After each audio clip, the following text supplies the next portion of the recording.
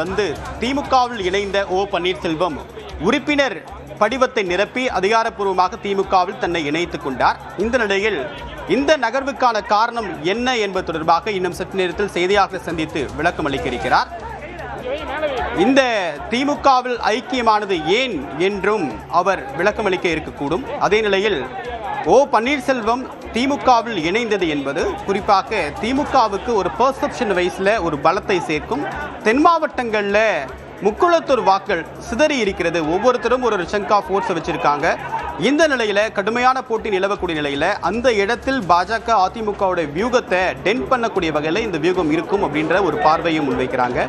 ஓ பன்னீர்செல்வம் நீண்ட காலமாக அதிமுகவில் தனக்கான பங்களிப்பு, தனக்கான பங்கு என்ன என்று தொடர்ச்சியாக அவர் கேட்டிருந்தார். அதற்கு உரிமை கோரி அவர் தொடர்ந்து ஒரு இயக்கத்தையும் நடத்தி வந்தார். இந்த நிலையில் ஒட்டுமொத்தமாக அவர் தன்னை திமுகவில் இணைத்துக் கொண்டது என்பது ஒரு மிக முக்கிய திருப்பு முனையாக பார்க்கப்படுகிறது. இனிமேல் அதிமுகவுக்கு உரிமை கோர முடியாது. அதே நிலையில் திமுகவில் இணைந்ததன் மூலமாக தன்னுடைய வாக்கு வங்கியை அவர் திமுக பக்கம் கொண்டு வந்திருக்கிறார். இதன் மூலமாக அதிமுகவுக்கு இன்னும் ஒரு பக்கம் நெருக்கடி, திமுகவுக்கு பெர்செப்ஷன் வைஸ்லையும் தேர்தல் களங்களிலையும் இது ஒரு மிக முக்கியமான ஒரு கூடுதல் பலத்தை கொடுக்கும். தேமுதிகவை ஏற்கனவே திமுகவுக்குள் கொண்டு வந்ததும் முக்குளத்தூர் வாக்குகளில் இருக்கக்கூடிய அந்த சிதறி இருக்கக்கூடிய தன்மையை ஓ பன்னீர்செல்வம் திமுகவில் இணைத்திருப்பது என்பது திமுகவுக்கு வலு சேர்க்கும் அப்படின்னு பேசப்படுகிறது. இந்த நிலையில் தற்போது ஓ பன்னீர்செல்வம் செய்தியாளர்களை சந்திக்க இருக்கிறார். அந்த காட்சிகளை தற்போது பார்க்கலாம்.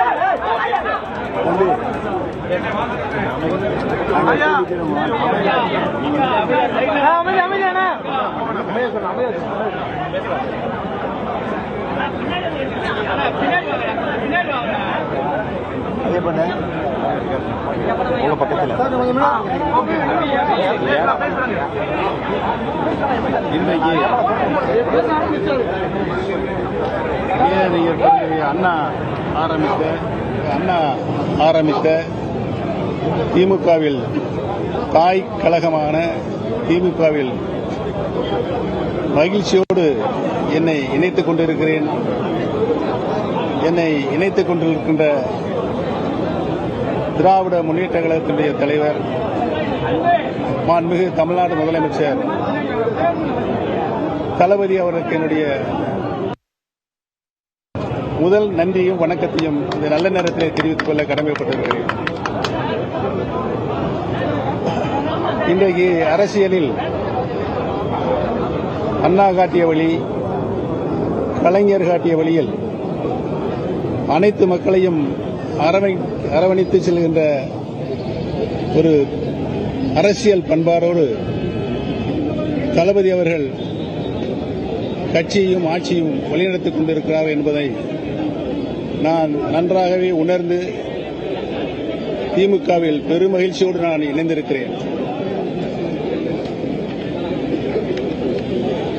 அரசியலில் இன்றைக்கு ஒரு சர்வாதிகாரியாக ஆணவ போக்கோடு நடந்து கொள்கின்ற எடப்பாடி எந்த காலத்திலும் இனி அரசியலில் வெற்றி பெற முடியாத ஒரு சூழ்நிலையை அதிமுகவுக்கு உருவாக்கியிருக்கிறார்.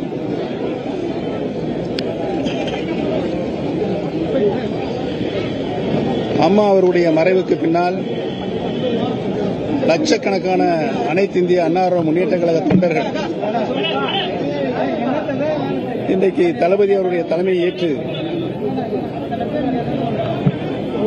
திராவிட முன்னேற்ற கழகத்தில் தங்களை இணைத்துக் கொண்டிருக்கிறார்கள் என்று நாடு தளபதி அவர்களை உற்று நோக்கிக் கொண்டிருக்கிறது. ஒரு அரசியல் இயக்கத்தை அரவணைப்போடு எப்படி நடத்த வேண்டும் என்ற இலக்கணத்தோடு தளபதி அவர்கள் திராவிட முன்னேற்ற கழகத்தை வழிநடத்தி சென்று கொண்டிருக்கிறார்கள். அதேபோல ஆட்சியில் கடந்த 5 ஆண்டு காலம் முதலமைச்சராக பொறுப்பேற்று அனைத்து நிலைகளிலும் அனைத்து துறைகளிலும் நின்று ஒரு சிறப்பான ஆட்சியை நாட்டு மக்களுக்கு அர்ப்பணிக்கிற நோக்கத்தோடு தளபதி அவர்கள் ஒரு நல்ல ஆட்சியை, சிறந்த ஆட்சியை, சீர்மிகு ஆட்சியை தமிழக மக்களுக்கு தந்து கொண்டிருக்கிறார் என்பது பல்வேறு சாதனைகளை அவர்கள் புரிந்து கொண்டிருக்கிறார் என்பதை நாடு உன்னிப்பாக கவனித்துக் கொண்டிருக்கிறது. அடித்தட்டு மக்கள் மேல்தட்டு மக்களுக்கு இணையாக தங்களுடைய வாழ்நாளை உருவாக்கிட வேண்டும் என்ற நல்ல நோக்கத்தோடு தளபதி அவர்கள் சிறப்பான ஆட்சியை நடத்திக் கொண்டிருக்கின்ற நிலையை, அதிலும் பெண்கள் இன்றைக்கு மன மகிழ்ச்சியோடு எதிர்வருகின்ற குடும்பத்தின் தலைவியாக இருந்து கொண்டு அவர்களுக்கு எந்தவித சிரமம் இல்லாமல் தங்களுடைய குடும்பங்களை வழிநடத்த செல்கின்ற அனைத்து உதவிகளையும் மாண்புமிகு முதலமைச்சர் தந்து கொண்டிருக்கின்ற மனமகிழ்ச்சியோடு இன்றைக்கு வாழ்ந்து கொண்டிருக்கின்றார்கள் என்பதையும் இந்த நல்ல நேரத்தில் சுட்டிக்காட்ட கடமைப்பட்டிருக்கிறேன். சட்டமன்ற வரலாற்றில் பேரறிஞர் அண்ணா எப்படி அனைத்து கட்சிகளையும் அரவணைப்போடு சட்டமன்றத்தில் நடுவினாரோ, அதே போல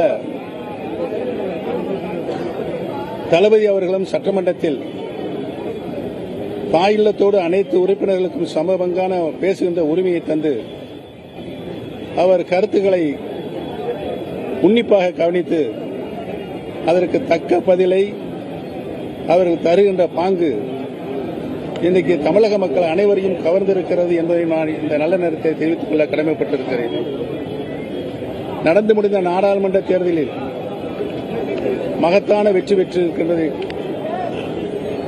அந்த முடிவின்படி தமிழக மக்கள் அனைவரும் திராவிட முன்னேற்றக் கழகத்திற்கு ஆதரவுகளும் தொடர்ந்து தந்து கொண்டிருக்கின்றார் என்பதையும் முதலமைச்சராக நம்முடைய தளபதி அவர்களையும் ஆதரிக்கின்ற மனநிலை இன்றைக்கு எல்லா தரப்பு மக்களிடம் ஏற்பட்டிருக்கிறது என்பதையும் நான் இங்கு மகிழ்ச்சியோடு தெரிவித்துக் கொள்ள கடமைப்பட்டிருக்கிறேன்.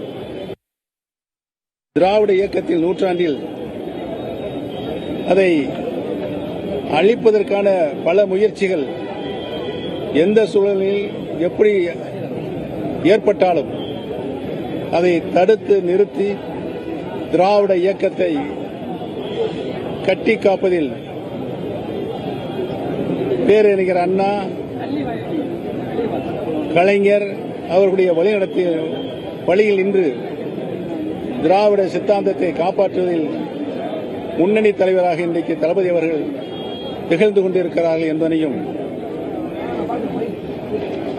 அதிமுகவை இன்றைக்கு பொறுப்பில் இருக்கின்ற தற்காலிக பொதுச் செயலராக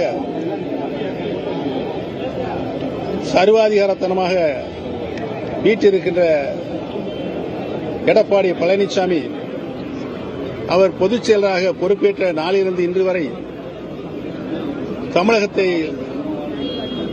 அண்ணா திராவிட முன்னேற்ற கழகத்தை அழிவு பாதைக்கு சென்று கொண்டிருக்கிறார் என்பதுதான் இன்றைக்கு அத்தனை அதிமுக தொண்டர்களும்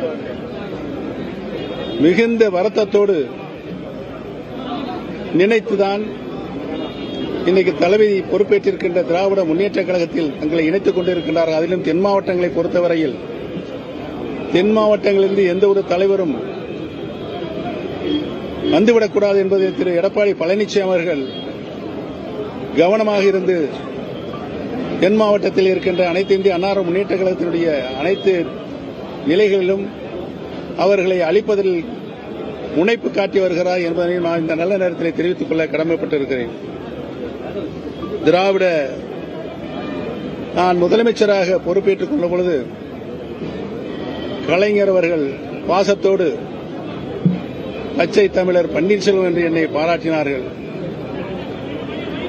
என்பதை இந்த நல்ல நேரத்தில் நான் நன்றியோடு நினைவுகூர கடமைப்பட்டிருக்கிறேன்.